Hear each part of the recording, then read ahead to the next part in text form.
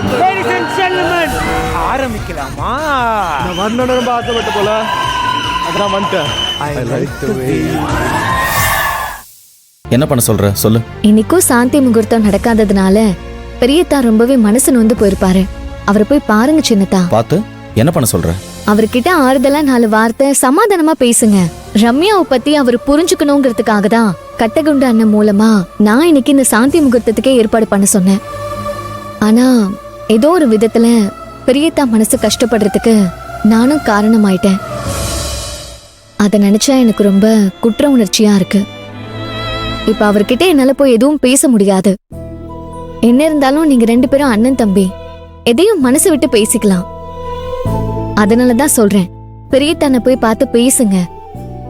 நொந்து போயிருக்கிற அவருக்கு நிஜத்தை புரிய வைங்க. சரி. புளிமுட்டை கண்டிப்பா போய் தான் போய் ஆகணும். பேசுங்க, போங்க. சரி.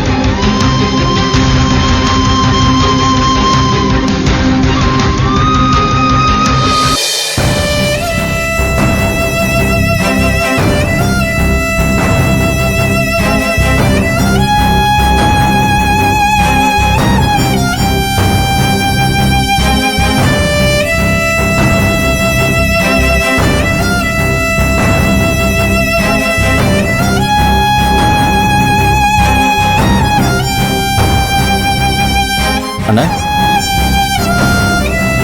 என்ன இந்த நேரத்துல இங்க வந்து நின்னுட்டு இருக்க? தூங்கலையா? டேய், நான் ஏற்கனவே செம கடுப்புல இருக்கிறேன், பேசாம போயிடு. இப்ப நான் என்ன கேட்டுட்டேன்னு நீ இப்படி கோவப்படுற? டேய், என்ன வெறுப்பேத்திட்டு வேடிக்கை பார்க்க போறியா? நான் மறுபடியும் சொல்றேன், கிளம்பி போயிடு. கோவப்படாம நான் சொல்றத கேளு. டேய், நான் ஒன்னும் எதிரி இல்லடா, உன் தம்பி. உனக்கு நல்லது நடக்கணும்னு தான் நான் நினைக்கிறேன். யாரு? நீ தானே? நம்பிட்டேன். ஆளப்பாரு, இவர் சொல்றதெல்லாம் நம்புறதுக்கு. நீ நம்பவே மாட்ட. ஏன்னா உன் மேல உண்மையான அன்பும் பாசமும் வச்சிருக்கிறவங்கள நம்புற பழக்கம் உனக்கு எப்பவுமே கிடையாது. நீ எல்லாம் ஒரு ஆளுன்னு உங்ககிட்ட பேச வந்தேன் பாரு. என் புத்தியே சொல்லணும். டேய், இங்க வா, இங்க வா, வா.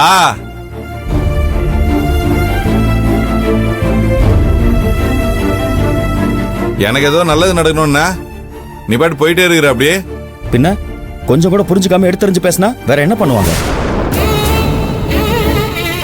சரி, என்ன நடந்துச்சுன்னு சொல்லு. அது ஒன்றும் இல்லடா, கட்டகுண்டு மாமா பேச்சை கேட்டுக்கிட்டு கமிஷனர் மேடமுக்கும் இதில் விருப்பம் இருக்குன்னு சொல்லி என்னோட முட்டாள்தனமான நம்பிக்கையில் நானும் கட்டகுண்டு மாமாவும் ரூமெல்லாம் ரெடி பண்ணிட்டு இருந்தோம் அழகா.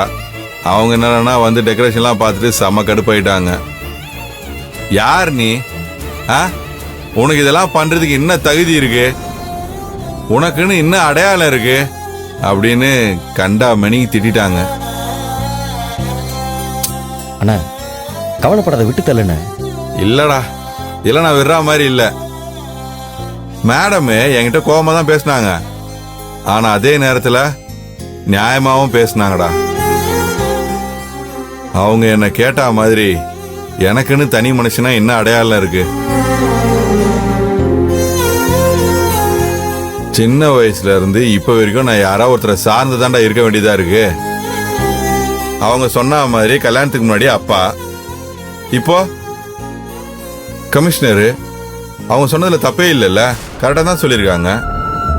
ஒன்னே ஒண்ணுடா, என்ன அவங்க சொன்ன விதம் எப்படி தெரியுமா இருந்தது? நம்ம அப்பா ஸ்ட்ராங்கா செருப்பால் அடிச்சா மாதிரி சொல்லுவார்ல, அந்த மாதிரி இருந்துச்சு. இப்ப என் மண்டைக்கு புரிய வச்சிட்டாங்க. அண்ணா, டேய் ஒர்ரா, எந்த பொண்டாட்டியுமே இல்ல தான் புருஷன் தகுதியானவனா இருக்கணும், அவனுக்குன்னு ஒரு அடையாளம் இருக்கணும்னு ஆசைப்படுவாங்க. ஒரு சராசரியான ஒரு பொண்ணே ஆசைப்படும் போது என் பொண்டாட்டி ஒரு கமிஷனரா, அவங்க என்கிட்ட தகுதி எதிர்பார்க்கறது என்னடா தப்பு இருக்கு? டேய், அவங்க கேட்டா மாதிரி அவங்க கூட நான் குடும்பம் நடத்துறதுக்கு எனக்கு என்னடா தகுதி இருக்கு? குடும்பம் நடத்துறதுக்கு ஆசைப்பட்ட மட்டும் போதுமா? எனக்கு அந்த யோகிதை வேணா? தகுதியும் தராதரமும் தேவையில்லை.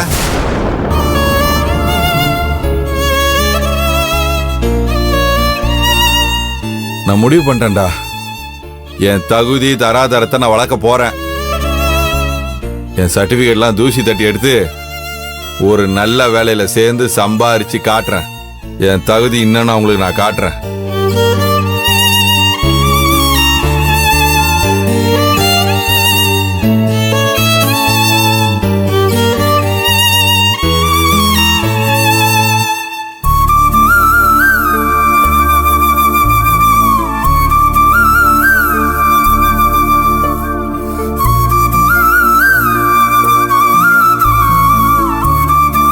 என்ன மன்னிச்சிருங்க பெரியதா, நான் இந்த தண்டனையை உங்களுக்கு கொடுத்திருக்க கூடாது.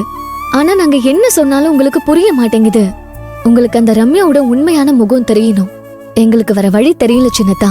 இரும்ப வளைக்கணும்னா அதை உருக்கித்தான் ஆகணும். இன்னைக்கு உங்களுக்கு நடந்த அவமானம் நீங்க யாருன்னு உங்களுக்கு புரிய வைக்கும்.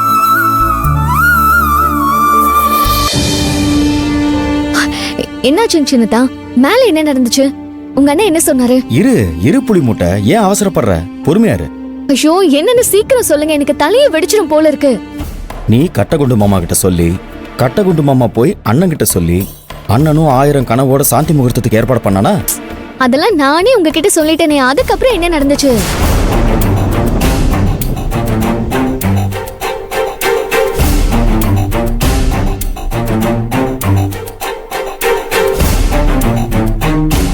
எனக்கு தெரியும் சின்னதா, இத நான் எதிர்பார்த்ததுதான்.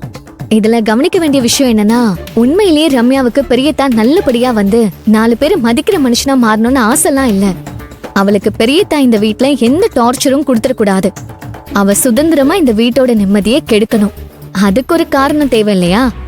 அதுக்குதான் சரவணனுக்கு தகுதி இல்லைன்னு ஒரு நாடகம் போடுறா. ஆனா ரம்யா போட்ட நாடகம் சரவண மனசுல வேற மாதிரி ஒரு எண்ணத்தை உருவாக்கிடுச்சே. அப்படியா? உங்ககிட்ட பெரியதா என்ன சொன்னாரு? எல்லாம் நீ எதை நினைச்சு இந்த சாந்தி முகூர்த்தத்துக்கு ஏற்பாடு பண்ணியோ அதே நல்ல விஷயம்தான்.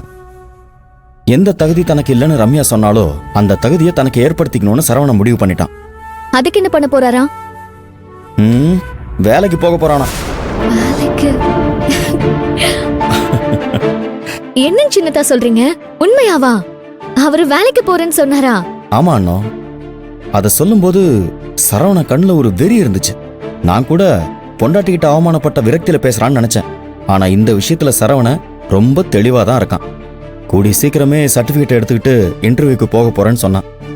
இப்போதைக்கு அவனுக்கு வேலை முக்கியமோ இல்லையோ, கட்டின பொண்டாட்டிக்கிட்ட சுயமரியாதை ரொம்ப முக்கியம்.